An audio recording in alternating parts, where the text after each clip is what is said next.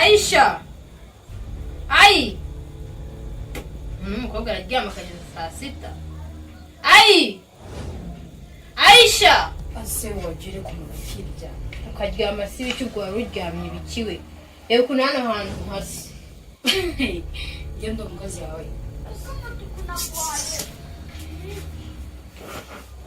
ngendo umukozi wawe sura ryama we nyine ndo umukozi wawe nyine ndo umukozi wawe ntabwo uri umukozi wawe wese ahubwo wabyutse wicaye ukora iki nabyutse negurira umugabo njya mu kazi bateguriye umugabo wawe nyine n'inshingano zawe kandi ikindi uru ni urugo rwawe ntabwo ari urwanjye niyo mpamvu usigaye utasanga nijoro ukaza ukaryama ntabwo bikureba sindi umwana wawe sindi murumuna wawe sindi na nyoko uri ko byumva ntabwo rero bikureba birebana na bizinesi zawe kuko ntabwo njya nkubaza ngo kubera iki wirirwa cyangwa se ngo ntabwo ibyo njya mbikubaza akayinge nawe dupfike ubu dupfike basi wajya umenya kuri namara mu kazi wanjye kubyuka untuka sinzi uba wansebeje mu baturanyi ahantu hose wanyanitse wajya ugira n'ibanga basi ukanubaha umuntu ukamenya ko wangira iki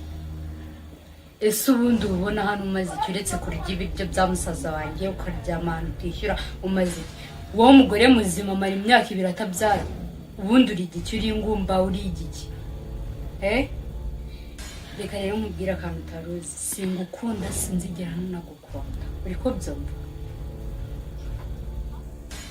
ngo uri umugore wirirwa wicaye ibintu byose bakakuzanira ngo uri umugore ngo rizabagore ubundi musaza wanjye yagiye kukuzana yatekereje yari yabuze abakobwa yari yabuze iki mushakira umva nkubwire ikindi kandi ari byo umva ziba mbanze mubwire uri kuzibyande sinitera inda sinzi niba iwanyu munabyara kuko iwacu twese tubyara ziba mbanze mubwire umva reka nawe uri umukobwa uzabona kandi ikindi nta muntu wiha urubyaro n'Imana utanga urumva neza nawe hari igihe uzagera ahantu wibuka ayo magambo nkubwiye niwe nanjye ni ukuvuga ngo uravuze ngo musaza wanjye ntabwo abyara ziba mfite umugabo muremure kandi ari kuvuza hari igihe noneho uzashaka n'utagukunda wange kubyara itagusumura kandi ikindi ni ukamenyera ngo nyinjire mu buzima ubu ngubu ngo uzi ko ngo utabyara uzaguma yego uzaguma ahantu utabyara yego yarasezeranye sheri ntabwo ndi umuzanana divorce ntabwo zibaho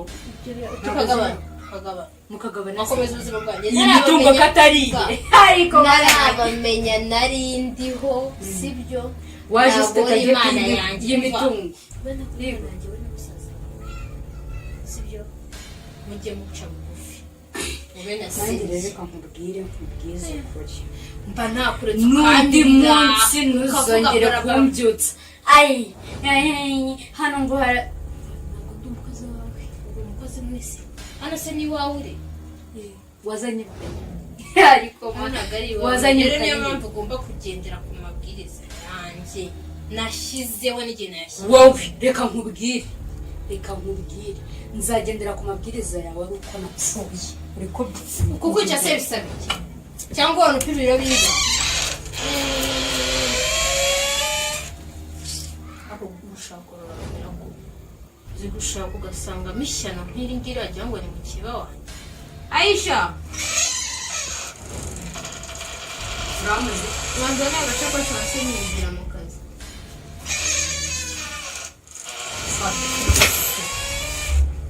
simko wagiye ugabanya ubutwa n'ubutindugiro ibyo nimwe ntabwo bigoye ushaka iki ngwino mubwire ibintu urasigara ukora agakapu washakaga ntabwo magora cyangwa ngwino mubwire ese musaza araza abwirirwe we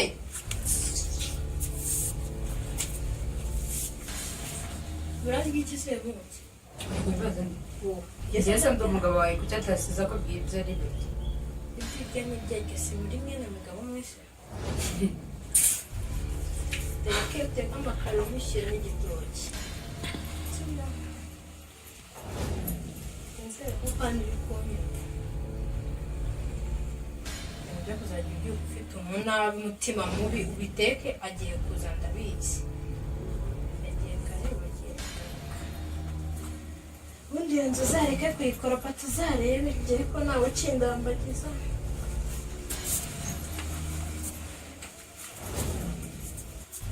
ngaho umunsi mwiza madamu. Nyenyenyenye. Sheri. Meze neza. Meze neza wewe hose. Muri iki gitondo ndamuzikiye nkako. Cyane nanjye namvuye kuri aka kazi ariko byanze ndi kubona bambwiye ngo nzajye ejo. Gusa njye nta kibazo mfite none se ko dufite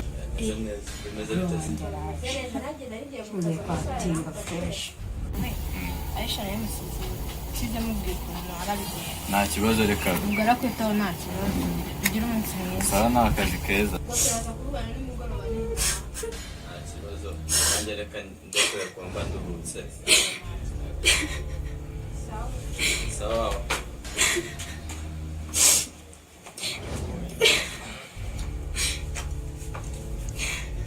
Kumbona suri kurira. Meze bite mushiki wawe? Ayi. Wabaye iki? Agere wowe kumbaza ibi. Kibazo se byagenze bite? Uriya mugore wawe niwe byose ubitera. Agukubita iki? Ese ngende umukozi wawe basi mbimenye nje mvuga ati reka mbyuke nkora imirimo mvuga ngo ndi umukozi. Njye nanabikora mvuga ngo ndanahera. Ese ko ubizi ko ari we muvandimwe mfite urabizi ko iyo ubimenye ntabwo ari kujya kuzana irangirwa mugore hano ngaho. Si umugore wanjye afite ikihe kibazo kuko nzi ko yitonda cyangwa niwe mubangamira. Ngenda mubangamira se mubangamira iki? Ni ukwitwaza ngo ni umugore wawe akankoresha agatonambwehereje ngo ntabwo byara. Icyo kintu cyo ntabwo nakihanganira byinshi ariko icyo kintu ndakimubaza nataha ndakimubaza kandi aransobanurira. Avuge ngo ntabwo mbyara njyewe kubera iki? Wese arabyara arabizi neza akabyara. Ibyo ntabwo bindeba, ibibazo mufitanye ntabwo bindeba ariko ngiye kubyuka nkubitwa ndabihaza. None se umbaza? Oya mbabarira. Noneho bagiye kunsaba pe ngo ntabwo mbyara. Oya araza kubinsobanurira ntabwo byavamo arabisobanurira rwose ngo ntabwo byara ntabwo byashoboka ntabwo abise yaba bivuze koko ntabwo byashoboka arabisobanurira oya ntabwo byashoboka arabisobanurira oya ntabwo byashoboka jewe ngo ntabwo mbyara